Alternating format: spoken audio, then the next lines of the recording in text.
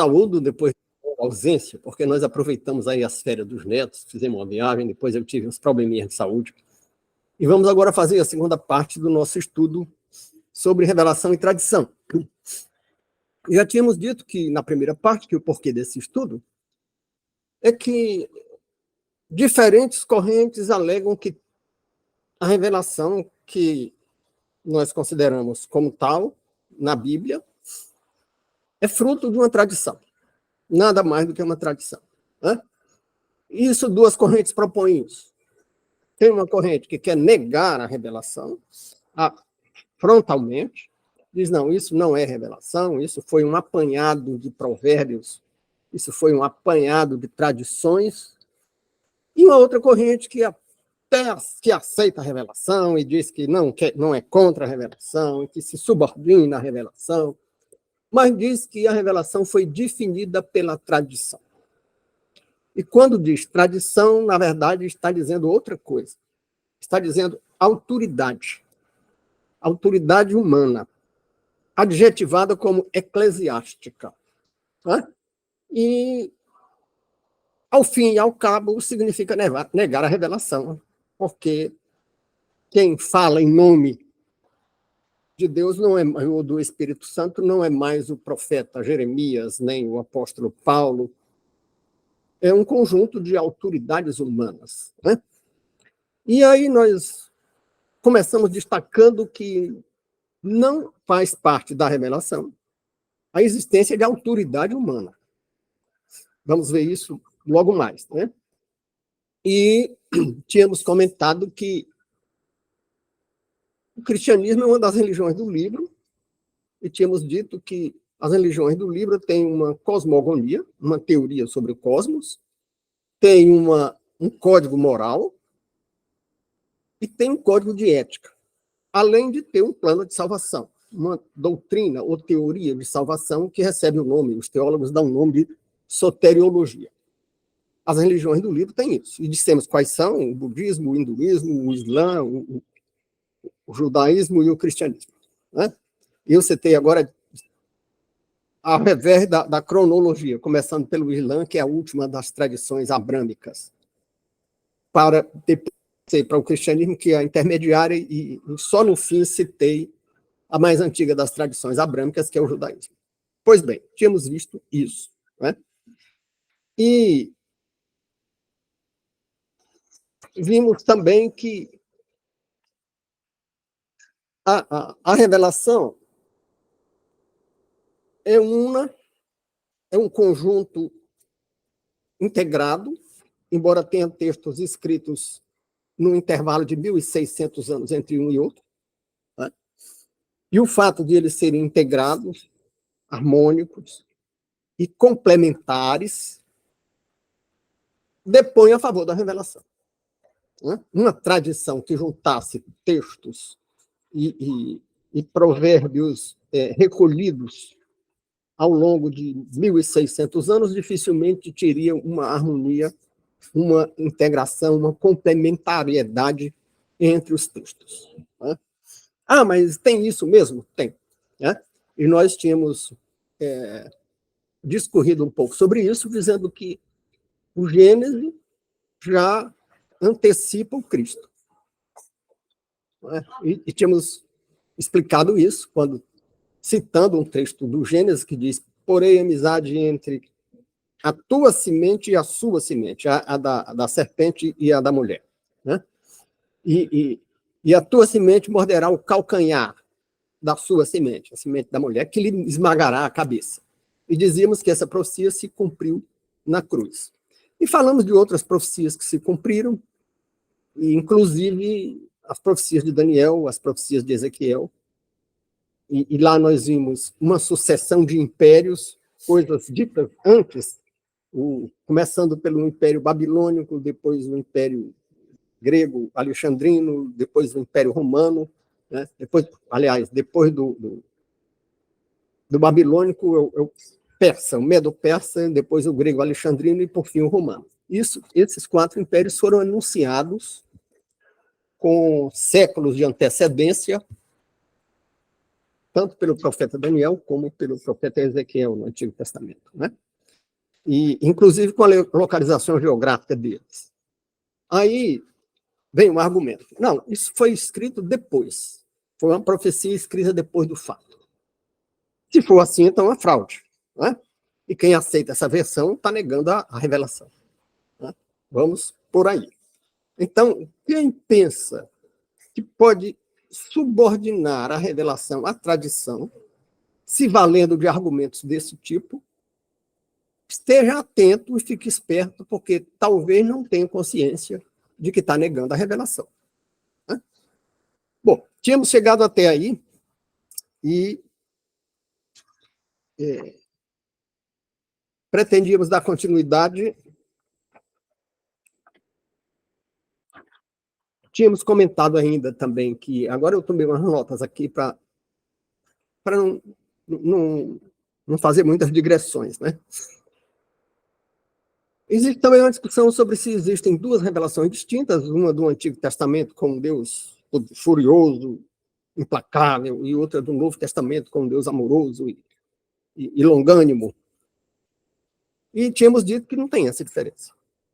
Que, tanto o Antigo como o Novo Testamento, nas relações verticais, relações entre Deus e os homens, você tem um Deus extremamente amoroso, perdoador, tolerante. Tanto que no Antigo Testamento, onde algumas pessoas querem dizer que havia um Deus intolerante, bastava sacrificar um cordeiro, ou mesmo outro animal, significando o sacrifício do cordeiro que ele aceitava como Salvador, o Messias prometido, que havia de vir séculos depois, e estava tudo resumido. Então, o perdão era obtido muito facilmente, né? Não se trata aqui de uma intolerância, né? Ah, mas tinha apedrejamento e teve massacre, teve genocídio, teve, né? Jericó foi um massacre, para matar até as galinhas, né? Só que aí era nas relações horizontais, nas relações entre os homens. E por que estava na Bíblia? Porque no Antigo Testamento Israel era governado teocraticamente. Então, os profetas, ou aqueles que os reis, os juízes antes de Israel se tornar uma monarquia, e depois os que ungiam os reis e orientavam os reis a ter um procedimento nas relações horizontais, não só nas relações verticais, e eram procedimentos diferentes. Então, nas relações verticais, os profetas anunciavam um Deus perdoador e magnânimo. Magnânimo para quem ofende a Deus. Agora, entre os homens, os profetas orientavam os reis a agir com dureza contra os reis inimigos que faziam coisas duríssimas. Você tem uma ideia, os assírios furavam os inimigos que capturavam e mutilavam, né? E tomavam as mulheres como escravas e sacrificavam as crianças. Então, era dureza contra dureza, né? O que sugere que as relações humanas, em determinados contextos, elas não podem prescindir de dureza, né? Mais ou menos o que um filósofo ateu diria no século XX, né? Que o limite da tolerância é a intolerância do outro, né? Então, o Velho Testamento é intolerante? Não. Onde é que ele tem alguma intolerância? Diante da intolerância do outro. Simples assim, né? Então, vejamos algumas críticas que têm sido formuladas ao texto revelado, que agora, propriamente, a segunda parte que nós estamos entrando, né? Já mencionávamos antecipadamente que os críticos dizem que se trata de uma sabedoria humana, ao invés de revelações. Então, essa ideia que se trata de sabedoria humana é parte do que nós acabamos de comentar. Mas as profecias que foram cumpridas não poderiam ser de uma sabedoria humana, nem fatos miraculosos que foram narrados, né? E aí tem a discussão se alguns desses fatos são puramente alegóricos, atravessar o Mar Vermelho, tocar trombeta e gritar, dando voltas ao redor de Jericó e a muralha de Jericó cair, se isso é alegórico ou se isso é histórico, né?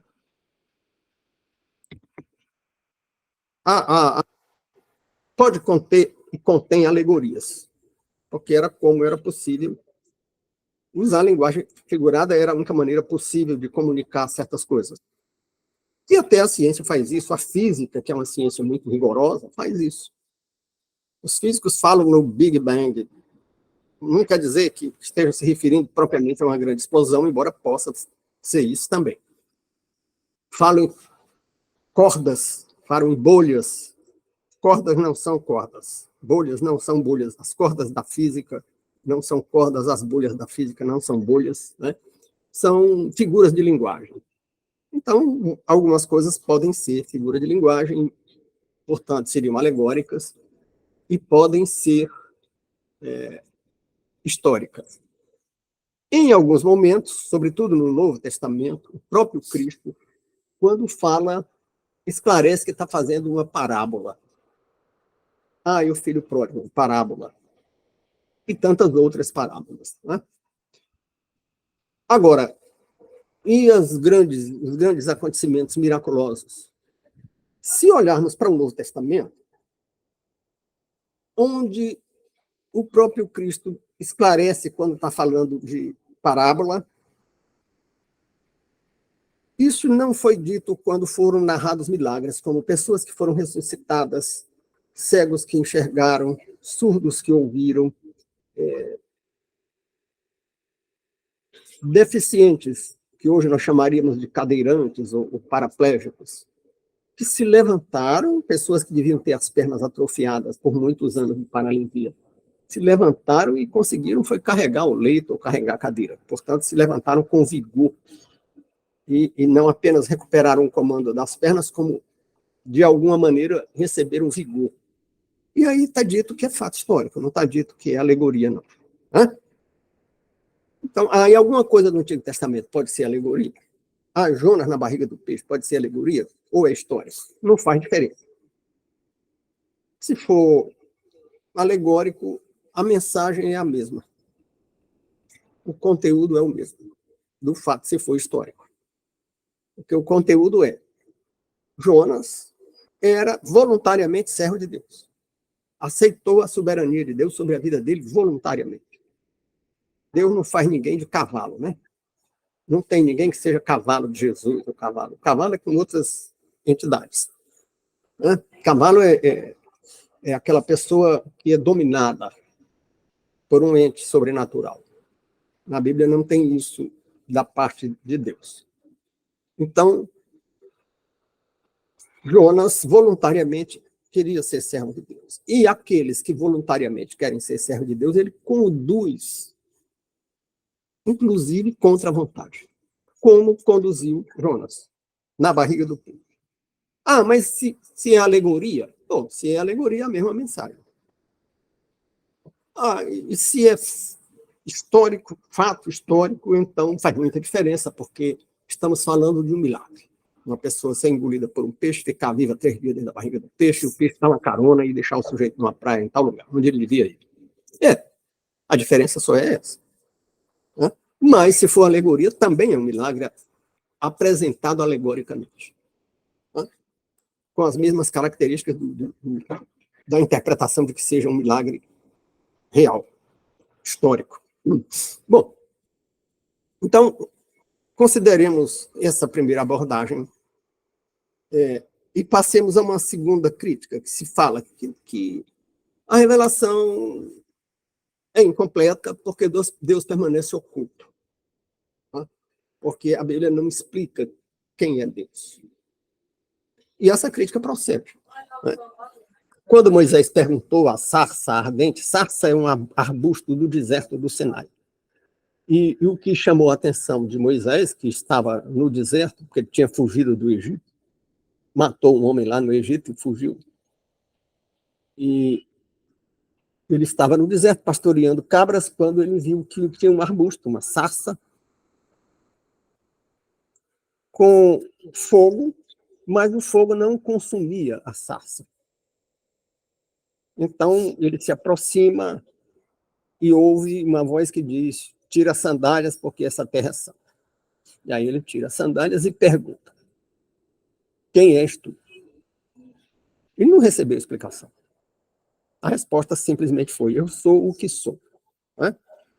Acho que quem se interessa por esse tipo de estudo conhece essa passagem, está lá no Gênesis. Bom, isso, voltamos à discussão. Isso é histórico ou alegórico? Volto à mesma resposta. Tanto faz ser histórico como alegórico. Algumas pessoas temem admitir que algumas coisas sejam alegóricas, porque acham que, se for assim, também vão dizer que o Cristo é alegórico. Não. O fato de que algumas coisas eram parábolas não significa que outras coisas fossem reais. O Cristo fala das parábolas e narra também os milagres. Mas no Antigo Testamento não está dito explicitamente que as narrativas são uma coisa ou outra. Não está. Não está, e me parece que não está porque não é necessário. Porque seja uma coisa ou outra, tem o mesmo significado. Seja alegórico, seja histórico, tem o mesmo significado. Não significa que, porque algumas coisas são alegóricas, tudo tem que ser. Inclusive a própria pessoa do Cristo, dos apóstolos, dos profetas. Não significa isso. Mas então tem que ser histórico, então significa que tudo tem que ser histórico. Não. O próprio Paulo mencionou Sara com um sentido alegórico. E Sara, todos nós cremos que seja histórica. Mulher de Abraão. Bom, então a questão continua. Então, a revelação não diz, não explica quem é Deus, qual é a natureza divina. Bom, é verdade. A crítica prossegue, mas isso é propriamente uma crítica? Crítica no sentido de juízo negativo, juízo de valor negativo, não é. Crítica simplesmente no sentido de avaliação e é correta. Não tem uma explicação sobre a natureza de Deus. Agora, isso significa a formulação de um juízo negativo? Não. E por que não tem? Alguém já disse que um ser finito não pode compreender o infinito. Nem o infinito material. Lá na geometria se fala infinito, né? As paralelas se encontram no infinito. Mas ninguém sabe o que é isso. Ninguém sabe onde é que está o infinito, como é que se chega lá, sequer se duvida que ele exista. Né? Ninguém explica o infinito. Né? O infinito é apenas algo que você pode adiar indefinidamente. E se pode adiar indefinidamente, não está explicado. A explicação também fica adiada. Né? E por que fica adiada? Porque nós somos finitos. Então, querer compreender Deus é uma pretensão, mais do que uma pretensão, é uma presunção de quem se acha apto a ter essa sabedoria. Né? Então, vimos a primeira crítica, que o registro das tradições seria uma sabedoria humana, não é. Vimos agora uma segunda crítica de que Deus não se revela por inteiro. Ele se apresenta sem se explicar. A revelação não é para explicar, a revelação é para que ele se apresente e se comunique com as suas criaturas. Então, ele se apresenta a Moisés e diz: vai no Egito libertar meu povo. E Moisés: não, mas eu não posso ser líder, tenho a língua pesada, meu povo não vai me aceitar. E cada vez que ele argumenta, tem uma resposta que faz com que ele tenha que ir, e ele vai. Né? Então, a revelação é para isso. A revelação não é para Deus da sarça ardente dizer: olha, a minha natureza é assim, eu sou constituído disso, tenho tais atributos. Não. Né? Bom, então, as explicações bíblicas seriam, segundo uma outra crítica, o que a ciência é uma tentativa de explicar via sobrenatural o que a ciência ainda não explicou. Bom, aí temos dois conteúdos nessa crítica. Primeiro é dizer que a ciência ainda não explicou, então estamos dizendo que a ciência vai explicar tudo, o que é um equívoco, porque a ciência não se propõe a ter por objeto das suas cogitações, da sua cognição, tudo. Nós tínhamos dito no outro conjunto de reflexões, chamado Conhecimento, Razão e Fé, já temos 3 partes lá, ainda vou fazer mais uma. Nós tínhamos dito que a ciência tem por objeto fenômenos naturais. Indagando acerca dos fenômenos naturais, quais sejam os seus aspectos fenomênicos. O mundo fenomênico, na metafísica, é aquilo que se nos apresenta. É aquilo que é observável direto ou indiretamente. A ciência não trata da ontologia do ser, e nós tínhamos dito lá na outra série de reflexões, Conhecimento, Razão e Fé, que a ciência não diz nem quer saber o que é a força ou o que é a gravidade. Ela diz como a força se relaciona com as massas, imprimindo uma aceleração, ou como é que as massas se atraem entre si na forma de uma gravidade relacionada com a distância e a quantidade de massa. Mas não diz o que é, qual é a essência dessas coisas. E tínhamos dito que Galileu foi acusado de bruxaria, não foi só porque dizia que a Terra se movia, é porque falava de uma gravidade sem dizer o que era isso.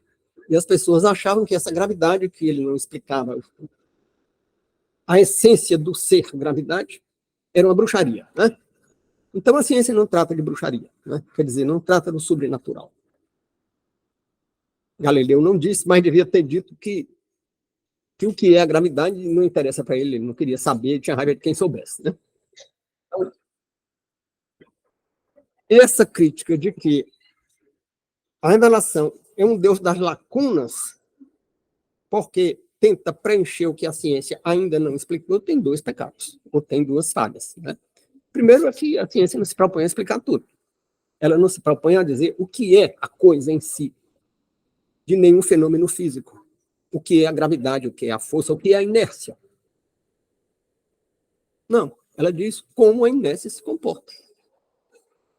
A inércia é um estado de um corpo que não tem variação de aceleração. Ou está parado, ou está em movimento retilíneo constante, que nem acelera, nem desacelera, então ele está inerte.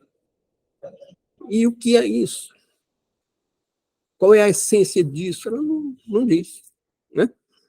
Então, não diz nem quer dizer, né? E nem isso é uma deficiência da ciência, porque não se pode atribuir deficiência àquilo que não foi proposto. Não é uma falha da ciência, porque ela não se propôs a isso. Não é um fracasso da ciência que ela não tem um discurso sobre a ontologia do ser. A ontologia do ser trata da essência das coisas. Então, a teologia não trata de preencher lacunas da ciência, porque não trata do mesmo assunto que a ciência. A teologia não pretende dizer o que é a gravidade, nem o que é a inércia ou o que é a força. Ou o que é a luz, se é uma onda, se é um pacote de fóton. Não. A ciência diz como as ondas se comportam, como os fótons se comportam, que efeitos eles produzem. Ela fala do aspecto fenomênico dos fótons. Então, ela não fracassa por não dizer o que sejam essas coisas. É a matéria escura do universo. A maior parte do universo é matéria escura, que a própria ciência não diz o que é. E as pessoas dizem, mas a ciência não diz o que é a matéria escura. É claro que não diz, porque ela não diz o que é coisa nenhuma. Não é só matéria escura, não. Ela diz que matéria escura é o que está entre os demais corpos celestes, entre as estrelas e tal, onde não se detecta nenhuma outra coisa. Não tem nenhum ar, não tem nada. Mas deve haver uma coisa qualquer que ela não diz o que é e chama de matéria escura, porque a luz não se propagaria no vácuo, se é uma onda. As ondas não se propagam no vácuo. Então, ela preenche os vácuos com a presunção de uma matéria escura, mas não diz o que seja isso. Ah, de que é feita a matéria escura? Ela diz, olha, não estou atrás disso, não. E não está falhando por isso. Não é? Agora, se é assim, a teologia, a crença religiosa, não se propõe a preencher nenhuma lacuna. Porque nem o cristianismo, nem o judaísmo, nem o islã, nem o hinduísmo, nem o budismo vai querer preencher essa lacuna. Assim, a ciência não diz o que é matéria escura, agora vamos dizer. Agora vamos procurar na Bíblia o que é matéria escura. Não. Ah, vamos procurar no Corão o que é matéria escura.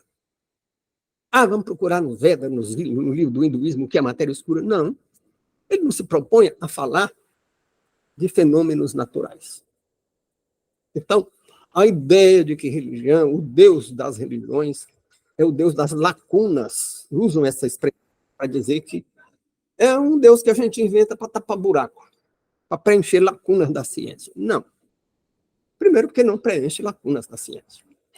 Ah, professor, mas quando se fala em criacionismo, estamos tentando explicar a origem da vida concorrendo, competindo com a ciência. Não. Realmente se criou essa ilusão, que prejudicou muito a fé de alguns e prejudicou muito a credibilidade da ciência para alguns. Por que não? Porque a ciência não pretende responder perguntas que comecem com o porquê. Ah, pretende. Newton foi responder por que a maçã caiu na cabeça dele. Outros dizem que não caiu na cabeça dele, mas ele viu uma maçã caindo, passou anos cogitando sobre aquilo até formular uma teoria sobre a gravidade, a teoria gravitacional. Bom, superficialmente diz, a maçã caiu porque a gravidade atraiu. Mas a causa primeira não diz. Ah, a gravidade atraiu. E por que a gravidade atrai? A ciência não se propõe a dizer de onde provém a gravidade, por que existe a gravidade.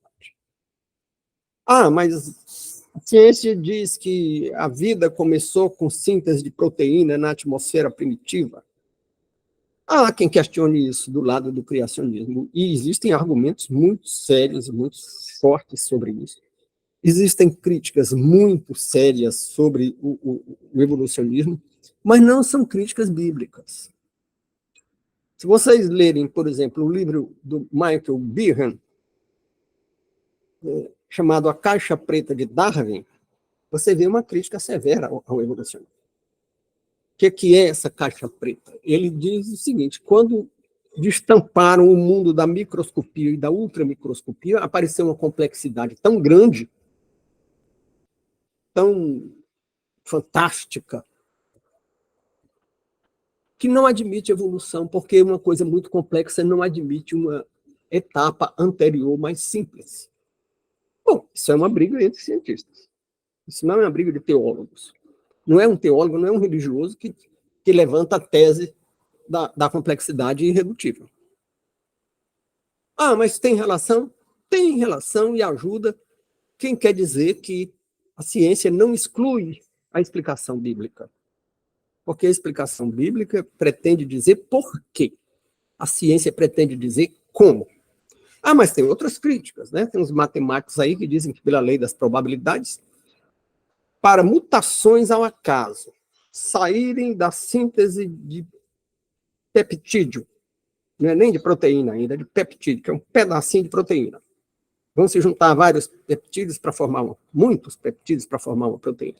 Não é nem um unicelular, uma ameba. As pessoas gostam muito de falar em ameba para dizer que começou por uma coisa simples, mas uma ameba é extraordinariamente complexa. Se vocês forem estudar a estrutura celular dos unicelulares, ou de uma célula só, de qualquer coisa, vocês vão encontrar uma estrutura enormemente complexa. Bom, mas a crítica de que esse acaso, digamos assim, se você chega numa grande cidade como São Paulo e sai batendo numa porta aqui, por acaso, e anda um tempo que não define o tempo, não tem uma sistemática, não tem um método. Depois de algum tempo, você decide bater outra porta, e depois de algum tempo, noutra, até que você vai encontrando os endereços dos cearenses que moram em São Paulo e formam um mapa de todos os cearenses que formam em São Paulo. Ou seja, é como se acasos sucessivos saíssem do átomo do carbono, que se liga a 4 hidrogênios, ou outras moléculas que vêm junto com o hidrogênio, até chegar num ser macroscópico, numa baleia, num elefante, num homem. Aí eles dizem, isso, para acontecer, levaria mais tempo do que o universo existe. Então, é uma crítica, certamente, que os evolucionistas rebatem, mas é uma crítica da ciência, interna da ciência, porque a ciência não é unívoca. Nós dizíamos lá na live Conhecimento, Razão e Fé, que ciência acaba sendo o que a comunidade científica diz. Mas a comunidade científica não tem diário oficial. Você sabe o que é que o Estado brasileiro diz, porque tem um diário oficial. Mas não tem um diário oficial da ciência. Né? E as comunidades científicas têm dissensões internas. Né? Tem divergências internas. Ah, mas tem casos que tem uma grande maioria? Tem. Mas o fato de que exista uma divergência de uma pequena minoria não quer dizer que a pequena minoria não possa estar certa. Né? Então, estamos vendo que a ideia de que é o Deus das lacunas é equivocada. Né? Tem também a crítica dos físicos, de alguns físicos, perdoem. Tem alguns físicos que dizem o evolucionismo parte de uma molécula, de um átomo do carbono, e vai passando por sucessivos acréscimos de complexidade e de níveis energéticos, numa escala sempre ascendente. E eles dizem, olha, a segunda lei da termodinâmica diz o contrário. Diz que todas as estruturas e todos os sistemas tendem à simplificação e ao menor nível, cair de um nível de energia maior para um nível de energia menor. E o evolucionismo vai na contramão disso. Claro que evolucionistas polemizam essa tese, se defendem disso, mas qual dos dois lados esteja certo ou errado não interessa para a teologia, para as religiões, porque as religiões não vão dizer como surgiu a vida. Mas diz que o Senhor fez um homem de barro e soprou. Bom, aí é alegoria. Mas você está dizendo que é alegoria, mas eu acho que é histórico. Muito bem. Mas como seria uma explicação? Será que o Espírito Santo poderia ter revelado a Moisés, admitindo que o Gênesis foi escrito por Moisés? Né? Quem defende que tudo é tradição nega que Moisés tenha escrito qualquer coisa. Mas os cristãos que têm uma religião do livro aceitam. E quem não aceita não é cristão. Cristão não é quem se diz cristão. Vamos também entender isso. Uma vez uma moça se dizia católica, dizia que não aceitava a Bíblia. Né? E eu disse para ela, você pensa que é católica, mas você não é católica. Porque o catolicismo é uma religião do livro, porque faz parte das várias denominações cristãs, que todas aceitam o cristianismo como religião do livro, que aceitam a revelação. Se você não aceita, mas quem sabe sou eu. Não, peraí, quem sabe, eu não posso dizer assim, quem sabe sou eu. Né? Quem sabe é a doutrina. Se eu me coaduno com a doutrina, eu posso dizer, bem, eu faço parte. Né? Digamos, eu gosto de usar uma analogia do clube do chapéu. Né? Tem um clube ali que todo mundo do clube tem que usar chapéu. Aí eu não quero usar chapéu, mas digo que sou membro do clube. Não sou. Eu teria que usar chapéu. Mas se querem me obrigar a usar chapéu, estão me oprimindo. Não. Você não é obrigado a usar chapéu. Também não é obrigado a fazer parte do clube. Né? Bom, então,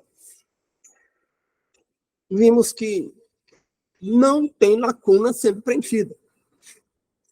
Porque a pergunta que se tenta responder na revelação, ou as perguntas, são outras. As perguntas é, e por que surgiu? Vocês estão falando de criatura, né? Por que surgiu a vida? Porque Deus quis e mandou. Ah, mas como é que ele fez? Não sei, ele não disse. Ah, mas disse que soprava no nariz do boneco de barro. Peraí.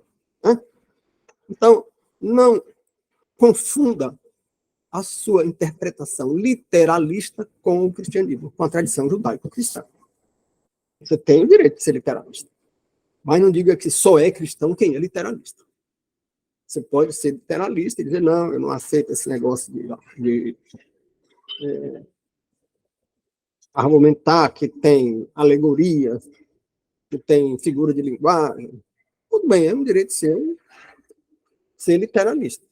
Mas não diga que só isso é cristianismo. E que sem isso o cristianismo cai. Não cai. Também é interessante notar que nenhum texto se escreve sem figura de linguagem.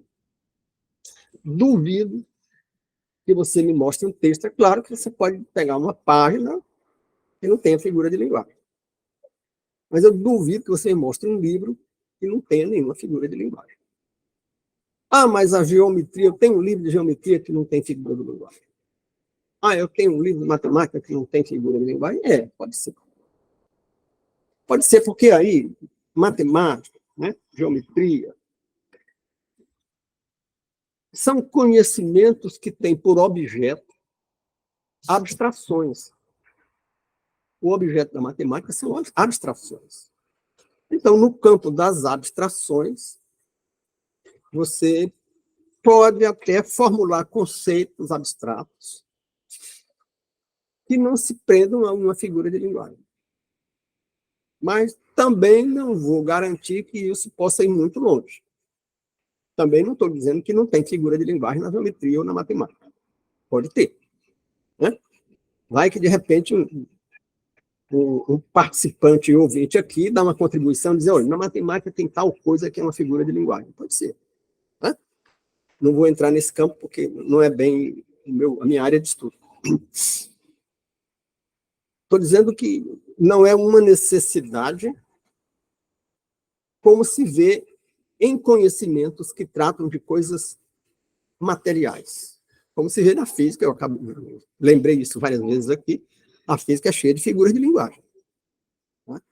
Principalmente a física que trata de partículas subatômicas, que trata de questões relacionadas à velocidade da luz, porque essas questões tratam de fenômenos para os quais nós não temos vocabulário, porque nós não observamos a olho nu, nem ouvimos com os nossos ouvidos.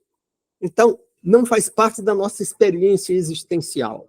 Como é que você vai falar de uma coisa para a qual não tem um jargão ou não tem um léxico definido tecnicamente, se não usar figura de linguagem?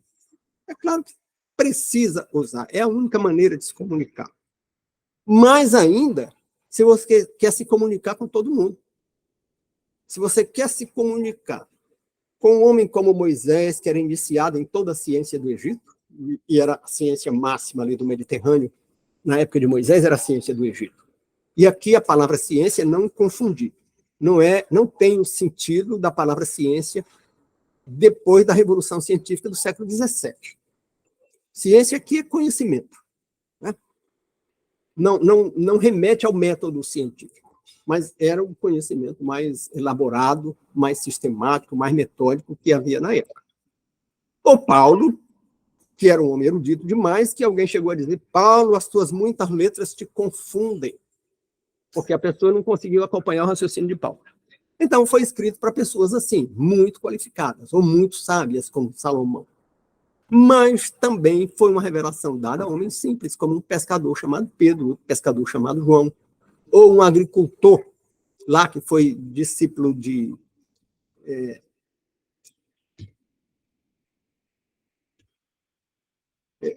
Elias, discípulo de Elias, Eliseu, né? Então ele estava trabalhando no arado, lavando a terra, quando Elias chegou e disse, vem comigo. Né? Ele largou o arado, então era um camponês. Então, se comunicar com pessoas que têm um vocabulário restrito torna necessário, muitas vezes, o uso de figuras de linguagem. Então, esse argumento de que são explicações bíblicas atribuem Deus ao que a ciência ainda não explicou. Primeiro, não atribui.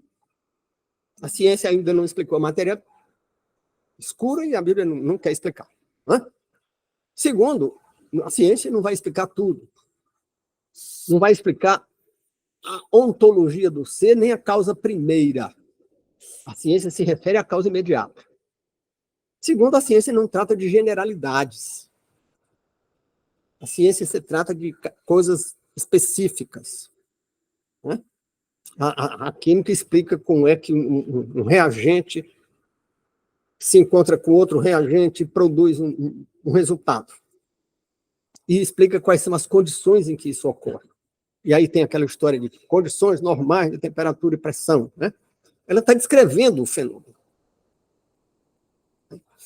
Quando ela diz que a água ferve num ambiente de temperatura, na temperatura ambiente, com a pressão de uma atmosfera, ela está descrevendo o fenômeno. Ela não está dizendo qual é a causa primeira disso. Né? Bom,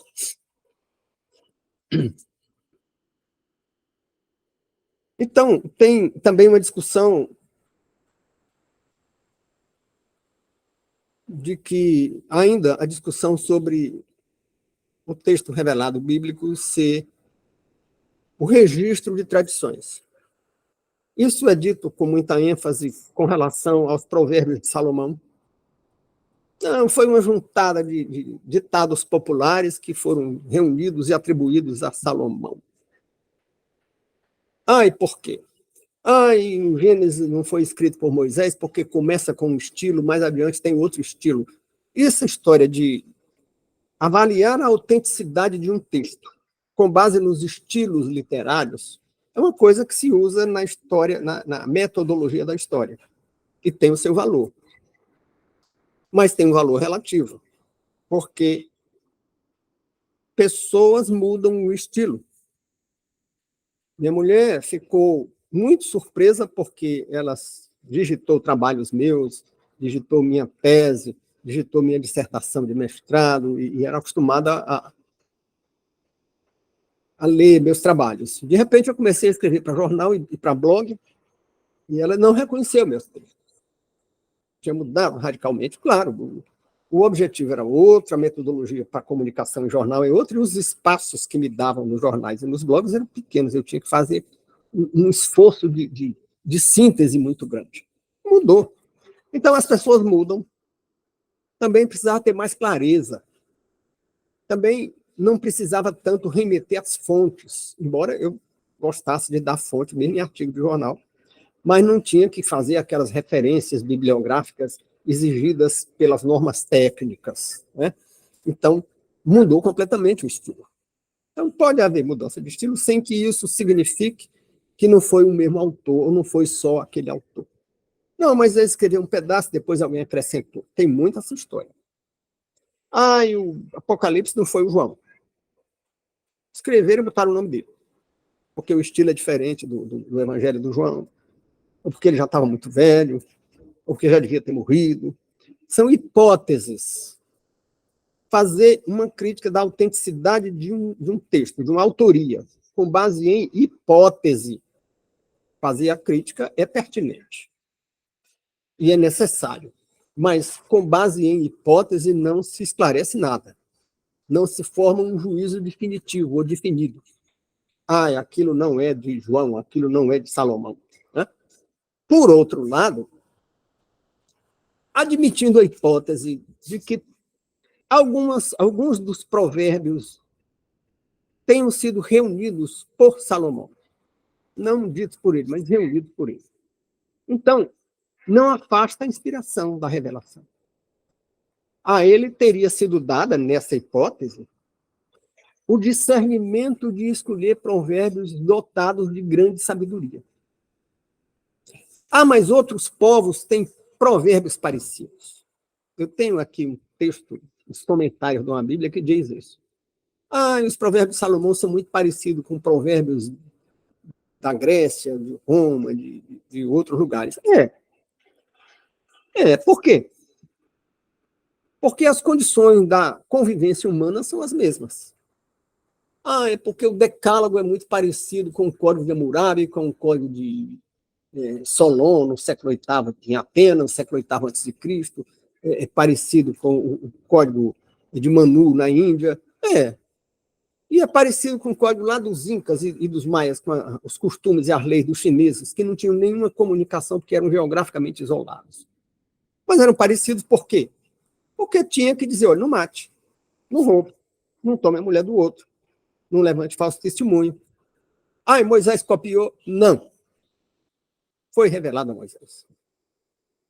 E foi revelado até porque tem umas pequenas diferenças.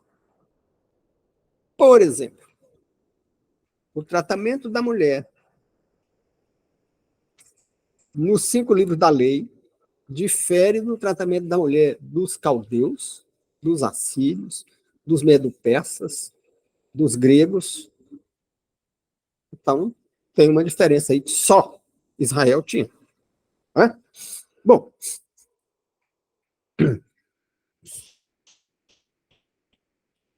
então,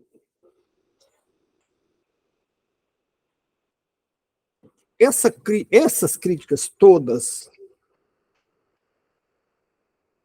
encontram uma crítica da crítica lá em Salomão. Salomão diz alguma coisa que vai servir de crítica a esses críticos, quando ele diz, não te estribes no teu próprio entendimento. Não te estribes no teu próprio entendimento, é Provérbios 3:5. Quem tiver com uma Bíblia na mão pode compilar e vai encontrar isso. Né?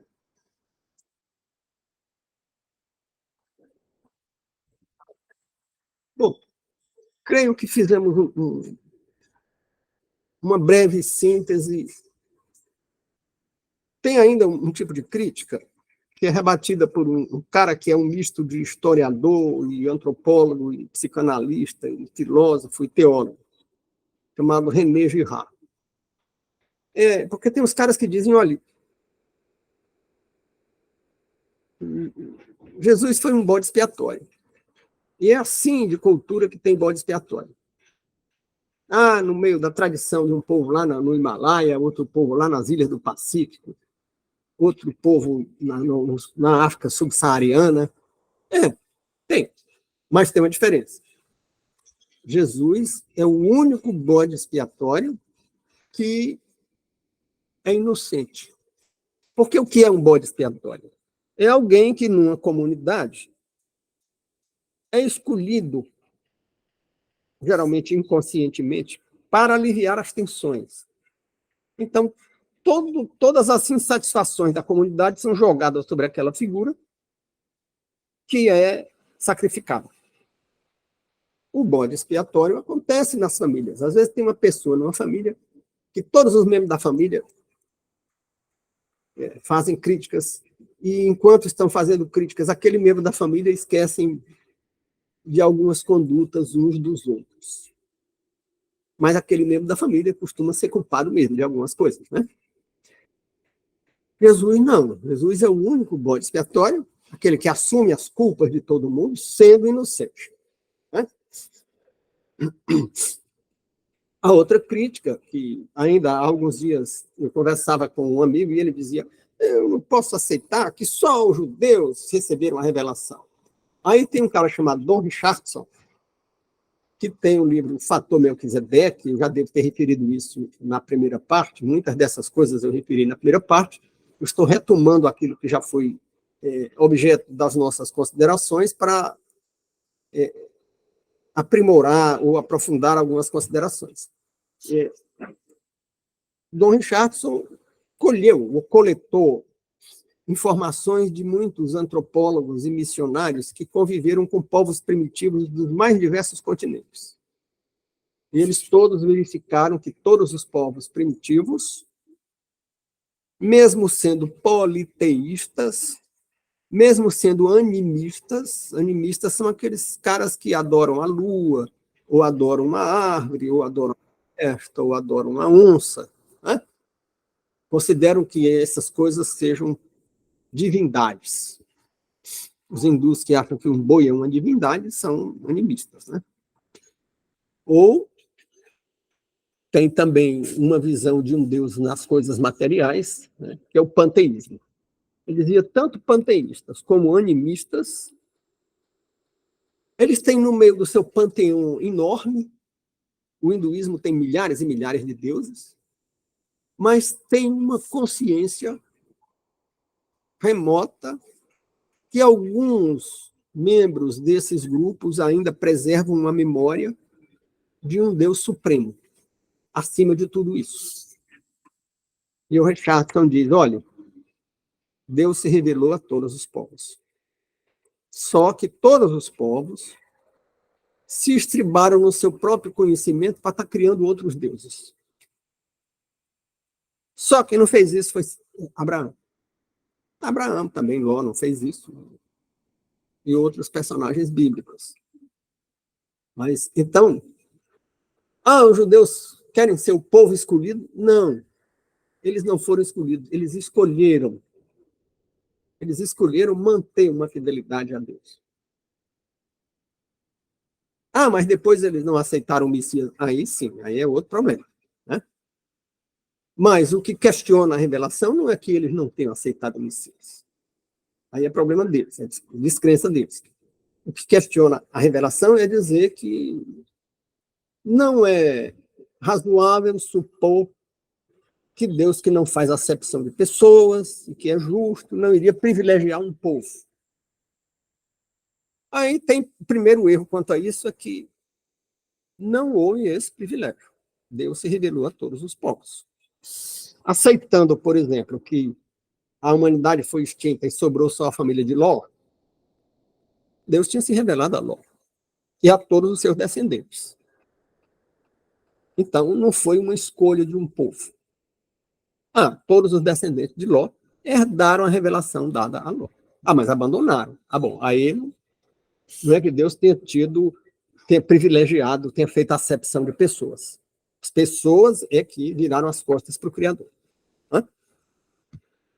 Mas essa história de Ló, Arca de Noé, não sei o quê, é alegórico. Sim.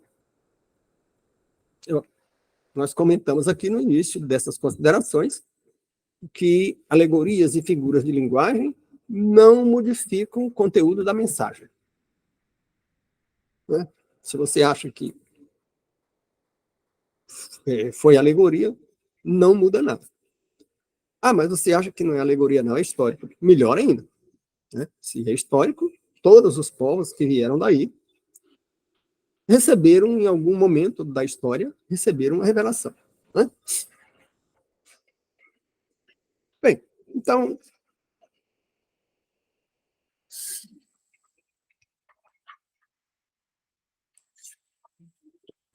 finalmente, tem um momento em que o cânone e a revelação é fechado. Né? Aí a gente diz, lá em Gálatas, deixa-me consultar aqui meus apontamentos. Gálatas, o primeiro capítulo de Gálatas, no versículo 9, diz: assim como já vô-lo dissemos, agora de novo também vô-lo digo, se alguém vos anunciar outro evangelho além do que já recebestes, seja anátema. O que significa que a revelação fechou.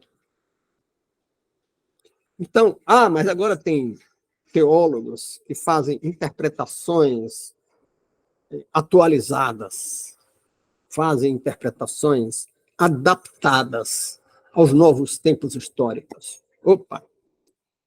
Se sair dos limites semânticos, é anátema. Né? Não vamos adaptar o cristianismo ao mundo. O cristianismo veio mudar o mundo, não se adaptar ao mundo. Né? No livro de Jó, o capítulo 26, versículo 7, que é o mais antigo dos livros, tem mais ou menos 1.600 anos, diz que o Criador suspende a terra sobre o nada.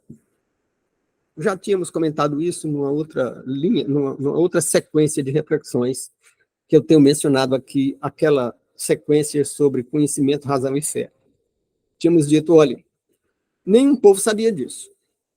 Não eram aqueles criadores de ovelha simplórios, podemos dizer mesmo, ignorantes. Era um povo que não tinha universidade, não tinha academia. Quem teve academia foram os gregos.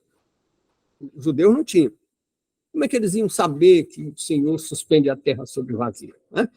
Lá em Jó, 1.600 anos antes de Cristo. Né? Também em Isaías 40, capítulo 40, versículo 22, você tem, ele é o que está sentado sobre o globo da terra. Aí tem aquelas pessoas que querem a todo custo derrubar a revelação, derrubar a Bíblia. Aí diz, não, mas a melhor tradução não seria globo. Lá no hebraico, a palavra seria círculo. E um círculo não é um globo. Essa tradução que fala em globo não é a mais perfeita. Ora, que seja. Só que o profeta, quando teve a revelação, teve uma visão. E o que é que ele viu? Olhe para uma lua cheia e me diga o que é que você vê. Você vê um globo ou você vê uma circunferência, um círculo? Tem um poeta que diz, a lua é um círculo em que o Criador gravou, é um disco em que o Criador gravou uma canção. Vocês botem aí na internet que vocês encontram essa música, né? A lua é um disco em que o Criador gravou uma canção. O poeta falou da lua como um disco, não como um globo, porque o que a percepção humana tem, olhando um globo à distância, é de um círculo. Mas, mesmo assim, qual é o outro povo, muito mais evoluídos do que os hebreus, qual é o outro povo que via a Terra como um círculo? Nenhum.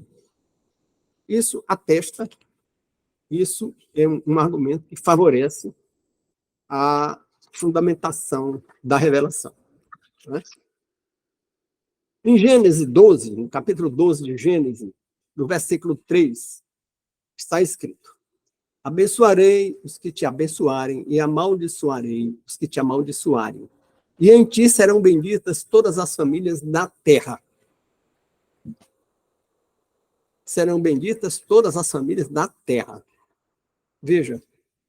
Então é um privilégio aos judeus, porque vai abençoar quem o abençoar, amaldiçoar quem o amaldiçoar. É. Mas que privilégio é esse? Do povo hebreu viria o Messias. Foi um privilégio ou foi um prêmio ao povo que tinha preservado a revelação? Usando, digamos que seja alegoria, da família de Noé, só a linhagem que foi dar em Abraão preservou a revelação. E ganhou como prêmio que da semente de Abraão viria o Messias. E esse prêmio trazia consigo essa bênção. Abençoarei quem te abençoar, amaldiçoarei quem te amaldiçoar. Mas qual é o resultado disso? Desse privilégio de Israel? Que não é bem um privilégio. Né? É uma retribuição. Então, qual é o resultado disso? Em ti serão benditas todas as nações da terra, porque o Messias não viria para Israel. Os judeus é que pensaram assim. Mas o Messias viria para todas as famílias da terra, segundo a tradição que eu estou lendo e transcrevi aqui nas minhas notas. Outras traduções dizem todas as nações da terra. A família, em sentido figurado, são as nações. Então, todo mundo é alvo da misericórdia do Messias. O Messias veio para remir todo mundo. Né? Bom, e o Deus oculto está em Êxodo 3,14, né? Disse Deus a Moisés, eu sou o que sou. Eu já comentei isso, eu estou agora olhando só as referências bíblicas, né? Eu sou o que sou. Cumpre em nome do culto racional, enfrentar a indagação central decorrente da falta de explicação sobre Deus. Nós, que somos finitos, temos capacidade de compreender o que é infinito? A resposta deve ser não. O conhecimento de Deus está fora do nosso alcance. Apenas isso. Né? Simples assim. Então, o cristianismo é uma doutrina de salvação. Então, a pergunta que se segue é: salvar de quê? E nós já dissemos em outros textos que a soteriologia bíblica apresenta a salvação de três coisas. Nos salva de nós mesmos, porque a nossa insensatez muitas vezes nos leva para o abismo. Nos salva do mundo. O mundo nos convida para o abismo. Nas relações sociais, nas relações de vizinhança, nas relações profissionais, nas relações parenterais. Muitas vezes nós somos convidados, estimulados e seduzidos a caminhar para o abismo. Então, nos salva de nós mesmos, nos salva do mundo e nos salva do sobrenatural. Que sobrenatural é esse? Bom, o cristianismo, além de ser uma religião do livro, de ser uma religião teísta, quer dizer que tem um Deus pessoal que se comunica conosco, também é uma religião, ou se você preferir, uma relação com Deus, em que o mundo sobrenatural é dividido. E tem uma guerra no mundo sobrenatural. E essa guerra tem um lado destruidor. E a Bíblia diz que o inimigo veio matar, roubar e destruir. Matar, roubar e destruir. E esse é o inimigo do campo sobrenatural, o inimigo espiritual.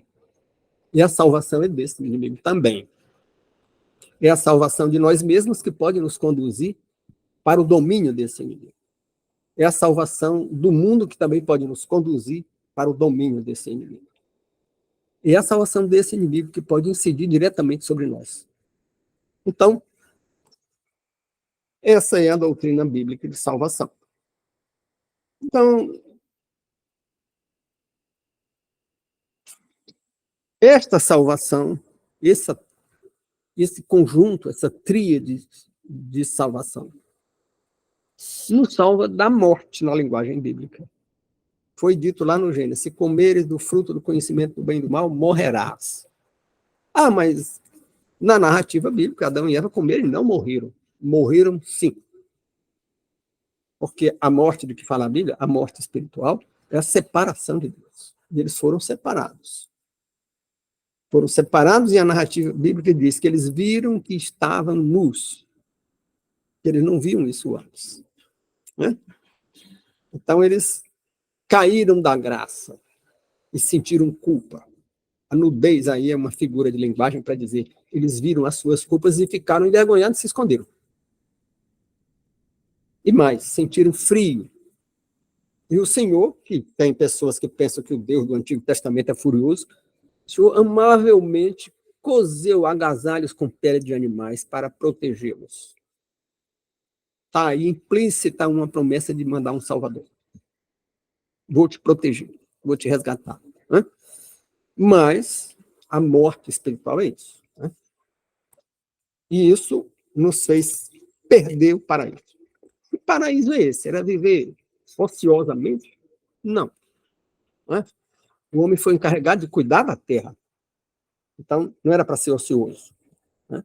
E como era esse paraíso? Esse paraíso era desfrutar da convivência com Deus. Né? Aquilo que Jesus disse: se você tiver fé, você vai fazer mais coisas do que eu fiz. Você vai dizer: esse monte sai daí, o monte sai. Né?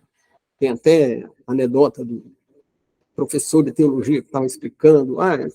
E alguém perguntou: como é essa história? Ele diz: você dizer, olhar para aquele monte, tinha um morro assim perto, dizer: sai daí. Aí o morro começou a sair do lugar e disse: não, peraí, eu estou só explicando, pode ficar aí mesmo. Né?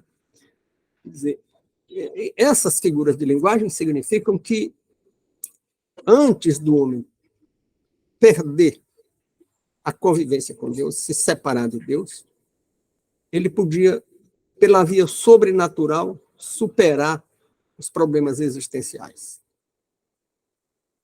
Podia remover montanhas no sentido figurado. Não acho que ele removesse montanha, mas eu acho que ele podia resolver doenças, ele podia resolver machucados, ele podia resolver convivência com feras e outras coisas. Né?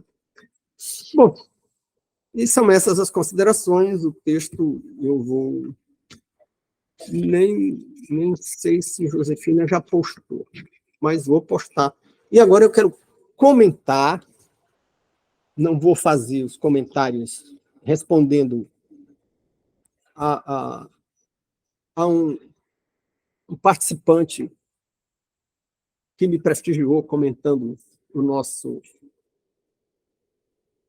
trabalho aqui, a nossa live, foi o Albino Oliveira, que fez um comentário lá num determinado momento, ele disse, a igreja era unida até a reforma. E, meu amigo Albino, não é bem assim, não. Se você olhar, por exemplo, Paulo e Pedro tiveram uma briga feia, né? Deixa eu ver aqui a briga feia entre Paulo e Pedro, lá na carta aos Gálatas, né?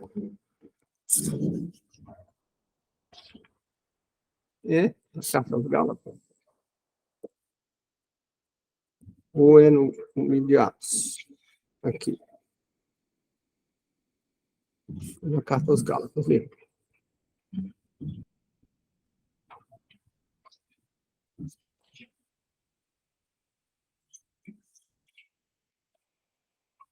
Paulo hesitou em comer certos alimentos que os judeus não comiam na presença dos judeus. Né? Pedro. E Paulo chega na hora e fica revoltado e passa um carão no Pedro.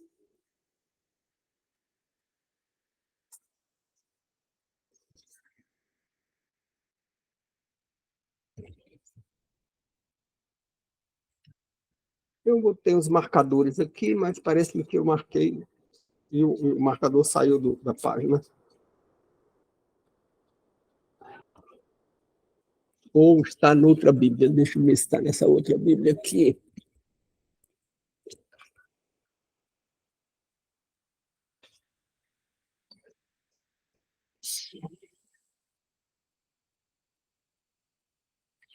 Paulo. Não estou achando. Mas tem esse episódio. Deixa eu ver se eu anotei aqui.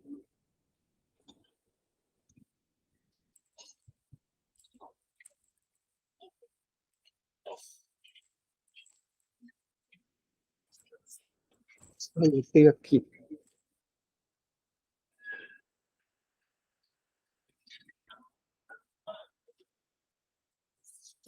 Gálatas 2, de 11 a 14. Pronto.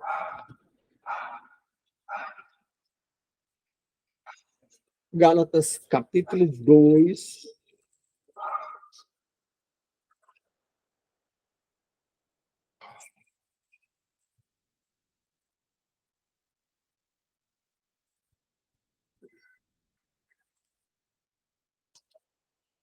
De 11 a 14. Então, começando do versículo 11. E chegando Pedro a Antioquia, lhe resisti na cara. Paulo contando, lhe resisti na cara, porque era repreensível. Porque antes que alguns tivessem chegado da parte de Tiago, comia com os gentios. Mas, depois que chegaram, se foi retirando e se apartou deles, se apartou dos gentios. Para os judeus não verem ele partilhando a mesa com os gentios. Temendo os que eram da circuncisão. Os que eram da circuncisão eram os cristãos judaizantes. Né? Aí, versículo 13.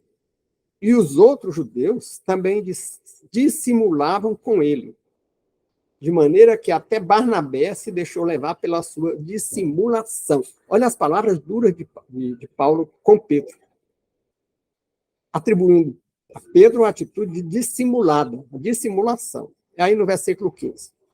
Nós somos judeus por natureza e não pecadores dentre os gentios. Sabendo que o homem não é justificado pelas obras da lei, mas pela fé em Jesus Cristo, temos também crido em Jesus Cristo para sermos justificados pela fé, e não pelas obras da lei. Portanto, pelas obras da lei, nenhuma carne será justificada. Então, Paulo foi muito duro com Pedro. E isso nos leva a duas conclusões.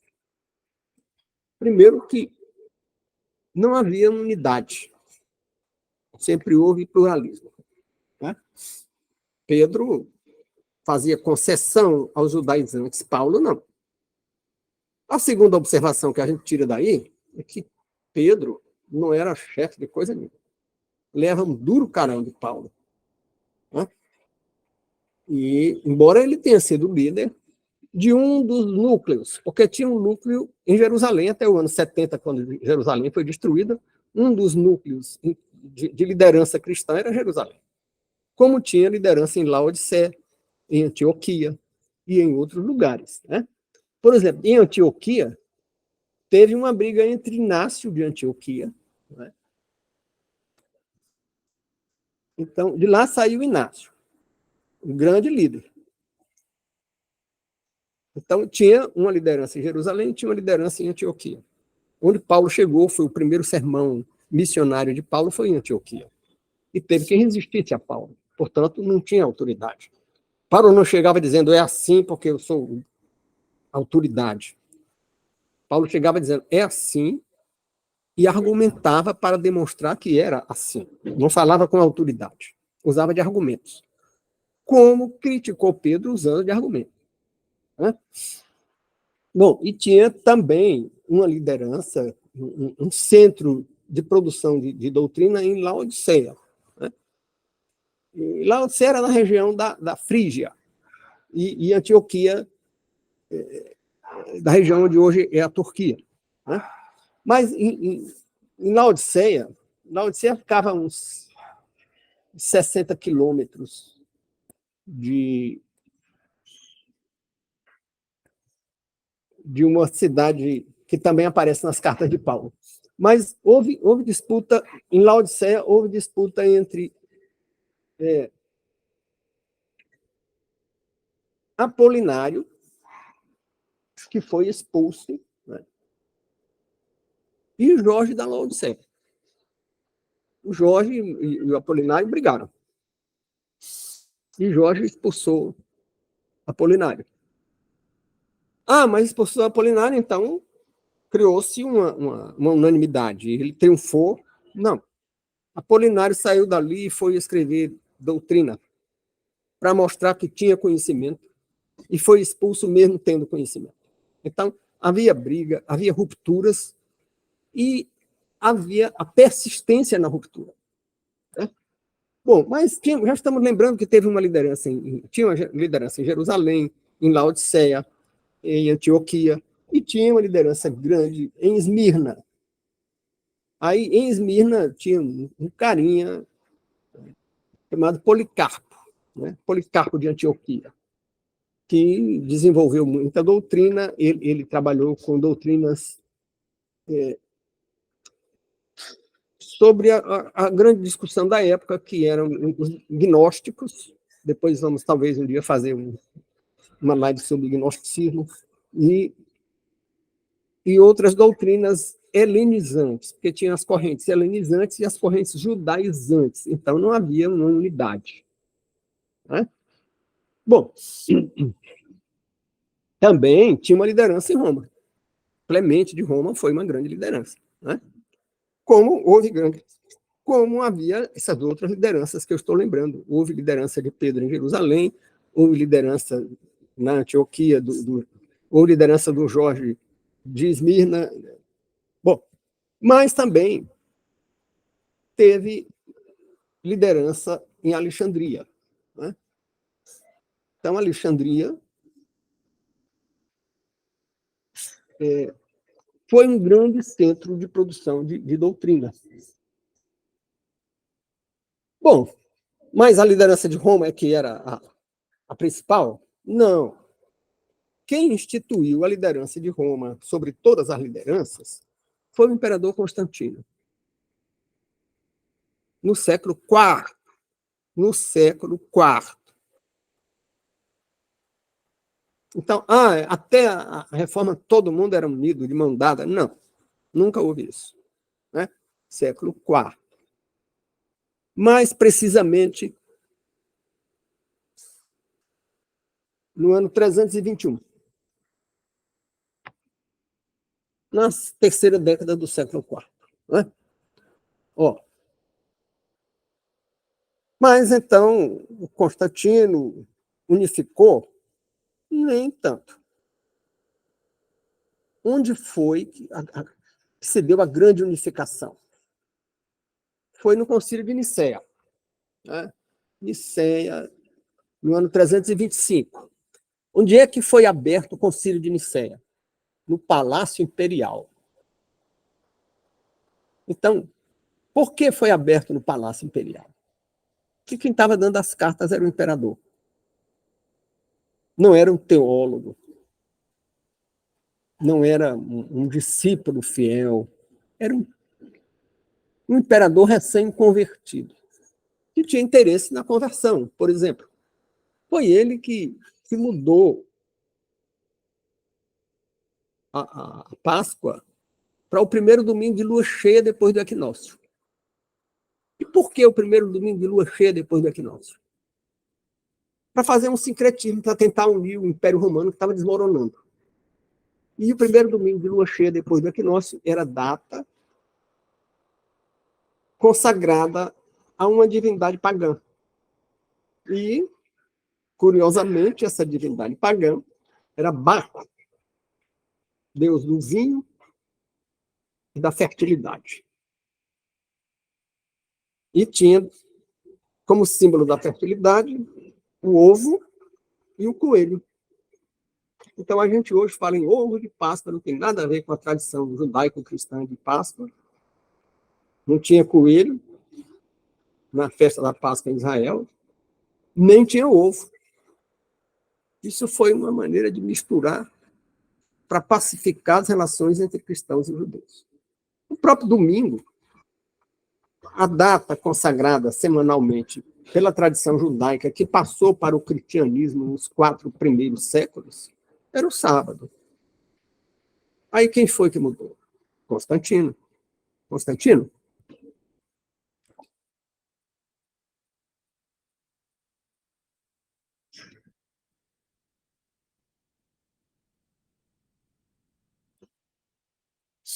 Se a memória não me falha, foi Constantino. E o que tem o domingo?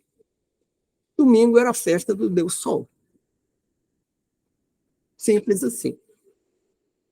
Né? Então, o imperador chega e diz, olha, Cristo é a luz do mundo.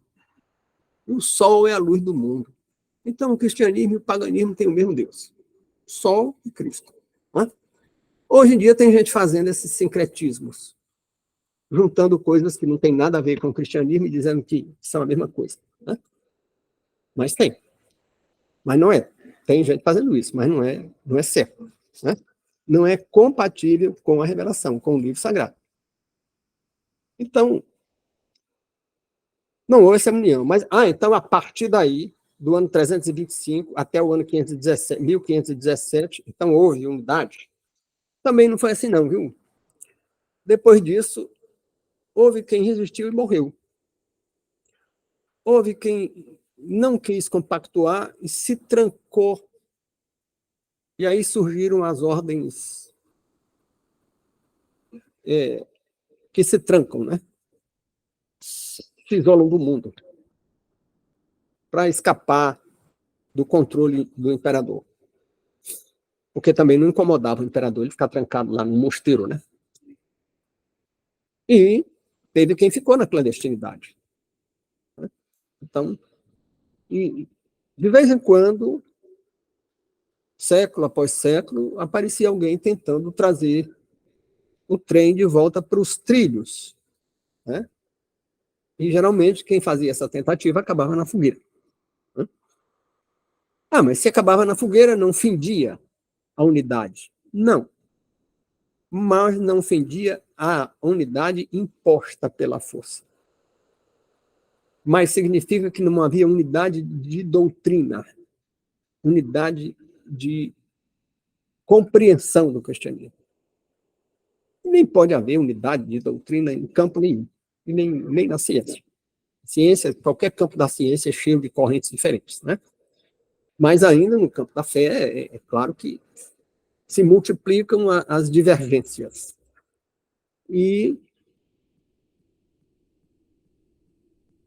creio que fizemos uma breve síntese e eu fico aguardando as contribuições ou perguntas que os amigos queiram fazer. Muito obrigado e até o nosso próximo encontro.